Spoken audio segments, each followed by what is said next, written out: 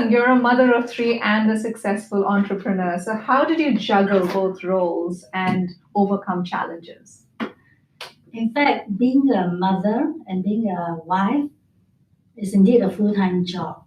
And on top of that, if a woman has to work, it is very, very challenging.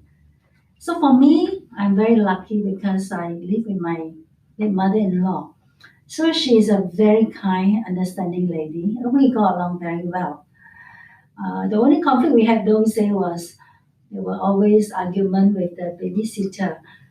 Those days, we very hard for us to employ experienced quality babysitter. They are all old ladies who have experience bringing up their children. So I always told my mother-in-law, say, looking after a baby is a 24 hours job. It's very demanding. So if she resign, we end up no babysitter, and you have to look after the baby full time. I had to go to work. So eventually, I think she understand. I think she got along well with the babysitter. So when I work, don't say I was working at the auditing firm. There were deadline after deadline, and had to work overtime and came back very late.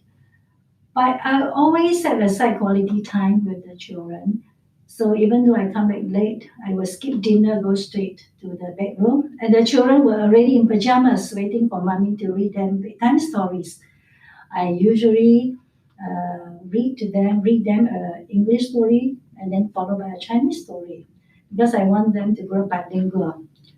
And if we have time, I like to share with them my family stories.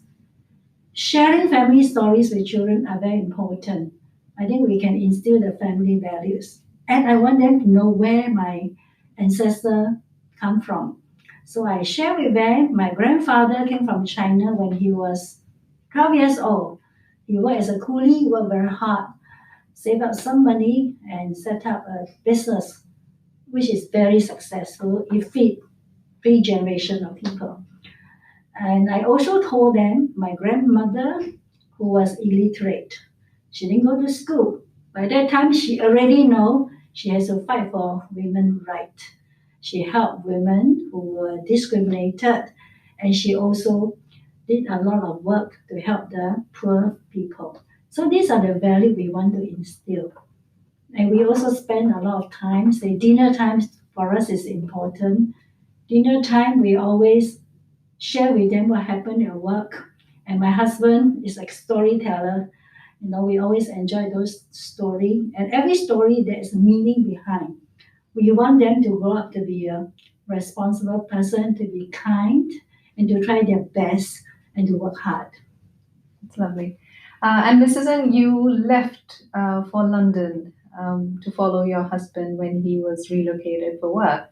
So tell us about that decision because you had to leave your career, a very successful career at that point in time, and become a full-time mother. Sure. So when my husband had a posting to work in London, I was working, as a audit manager in an audit firm. So I think it's important for family to grow up together and to spend quality time with the children while they are young. So I decided to give up my career to become a full-time mother. So thinking back, I think that's the best decision I've ever made. I often do a reflection and then imagine, those days. And it was very, very nice. Now COVID-19, I stay at home. And it was as if, I was a housewife doing a lot of cooking. So yes, I gave up my job and I enjoyed the time spending with the children. And when my children were in London, I became a parent volunteer. And that leads to their development at Eden House. So had I not given up my job, I probably wouldn't have gone to London and there would be no Eden House. Lovely. Mrs. N, you are now a grandmother. And how do you see your role evolving from being a mother to a grandmother? Wow, being a grandmother is like falling in love all over again. So, when those say when my children were born, we have a lot of pressure of working, pressure of meeting a lot of obligations. And then we were very busy.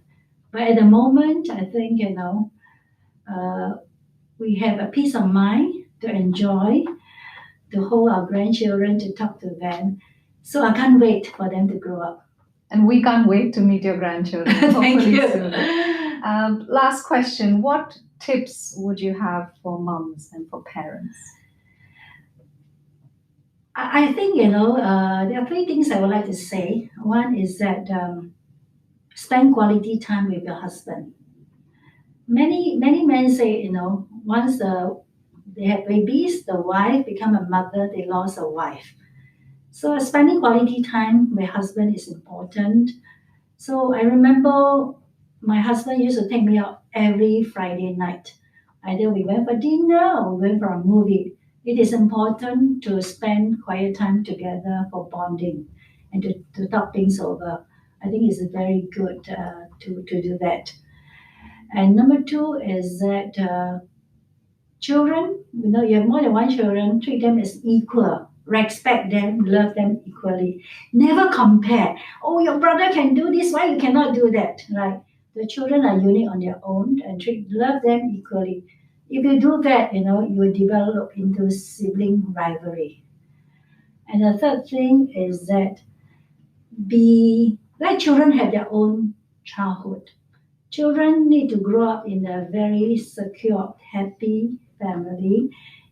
Do not give them unnecessary pressure, send them for classes, because I think in this world, I think we never know. The world is changing so fast. When they grow up, they're going to live in a very different world. So I think an important thing is that, to basically nurture them to have analytical mind and to be good with digital. I think we live in a digital world. And most importantly, be kind and responsible person. And then I like the children to grow up to be a happy, confident, secure individual, which is Eden House mission. Thank you, Mrs. Ng, and wish you a very happy Mother's Day. Thank you very much, and wish all the mothers happy Mother's Day.